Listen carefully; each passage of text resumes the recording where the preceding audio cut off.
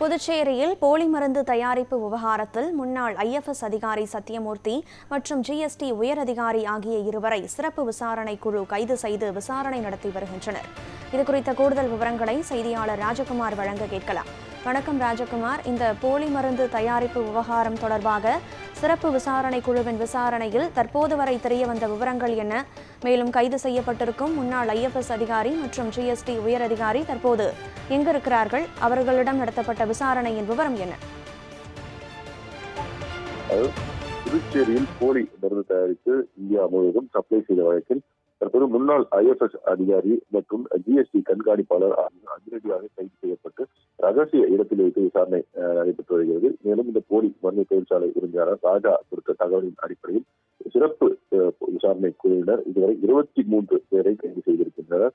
அதாவது பிரபல மருந்து நிறுவனங்களின் பெயரில் உயிர்காக்கும் மருந்து மாத்திரைகள் போலியாக தயாரித்து இந்தியா முழுவதும் சப்ளை செய்யப்பட்டிருப்பது ஒட்டுமொத்த நாட்டையும் அதிர்ச்சியில் உரையிட்டது. இந்த நிலையில் போலி மருந்து குறித்து பிரபல சன் பார்மா நிறுவனம் அளித்த புகாரின் அடிப்படையில் புதுச்சேரி CBCID போலீசார் விசாரணை மேற்கொண்டனர். அதன்படி மதுரையைச் சேர்ந்த ராஜா என்பவர் பிரபல நிறுவனங்களின் பெயரில் போலி மருந்து தயாரித்து நாடு முழுவதும் விற்பனை செய்தது தெரிய வந்தது.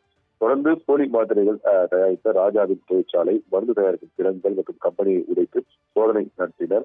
சுமார் 600 கோடிக்கு மேல் மதிப்பிலான மருந்துகள், மூலப்பொருட்கள் மற்றும் இயந்திரங்களை பறிமுதல் செய்து போலீசார் சீலும் வைத்திருந்தனர். மேலும் நகரின் மையப்பகுதியில் இயங்கி வந்த இந்த போலி மருந்தகத்தின் தலைமையகமான ஃபார்ம் ஹவுஸ் மற்றும் சன் பார்மா அலுவலகம் மற்றும் கிடங்குகளையும் சீல் வைத்து அது மட்டுமின்றி புதுச்சேரி ரெட்டியார்பாளையம், ஜெயா நகர் ஆகிய பகுதியில் வழக்கின் முக்கிய குற்றவாளியான ராஜாவின் வீட்டிலிருந்து போலி மருந்து தயாரிப்புக்கான மூலப்பொருட்கள் வழங்கியது, போலி மருந்துகள் விற்றதற்கான ஆவணங்கள், பல கோடி ரூபாய் மதிப்பிலான சொத்து ஆவணங்கள், வைர நகைகள், 25,000 சவரன் 25 சவரன் தங்க நகைகள் பறிமுதல் செய்ததோடு அரசியல் பிரமுகர்கள் மற்றும் அரசு அதிகாரிகளுக்கு பணம் கொடுத்தது மற்றும் பரிசு பொருட்கள் கொடுத்தது உள்ளிட்ட தகவல் அறிந்த டைரியும் போலீசார் கைப்பற்றியிருந்தனர்.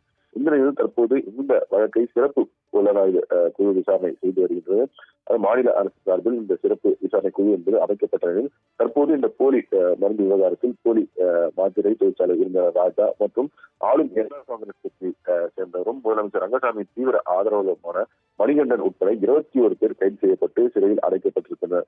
இந்த நிலையில் மேலும் இதில் தொடர்புடைய மற்ற நபர்களை இந்த சிறப்பு விசாரணை குழு போலீசார் தீவிரமாக தேடி வந்த நிலையில் தற்போது இந்த போலி மருந்து தயாரிப்பு விவகாரத்தில் புதுச்சேரியை சேர்ந்த முன்னாள் IFS அதிகாரி சத்தியமூர்த்தி மற்றும் GST கண்காணிப்பாளர் பரிதா ஆகிய இருவரை SIT போலீசார் கைது செய்து ரகசிய இடத்தில் வைத்து விசாரணை மேற்கொண்டு வருகின்றனர். இதற்காக அவர்கள் கைது செய்யப்பட்டிருக்கிறார்கள் உள்ளிட்ட விஷயங்கள் தெரிவித்து விசாரணை என்பது தொடர்ந்து நடைபெற்று வருகிறது.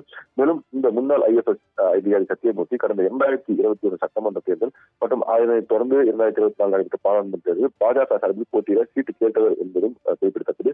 அது மட்டுமின்றி பாஜக சார்பில் மாநில தலைவர் பட்டியலிலும் அவருடைய பெயர் என்பது இருந்தது என்பதும் குறிப்பிடத்தக்கது. மேலும் நடைபெற இருக்கக்கூடிய 2026 சட்டமன்ற தேர்தலில் போட்டியிடுவதற்காக பல்வேறு மக்கள் நல பணிகளை செய்து வந்ததில் தற்போது முன்னாள் IFS அதிகாரி சத்தியமூர்த்தி கைது செய்யப்பட்டிருக்கிறார்.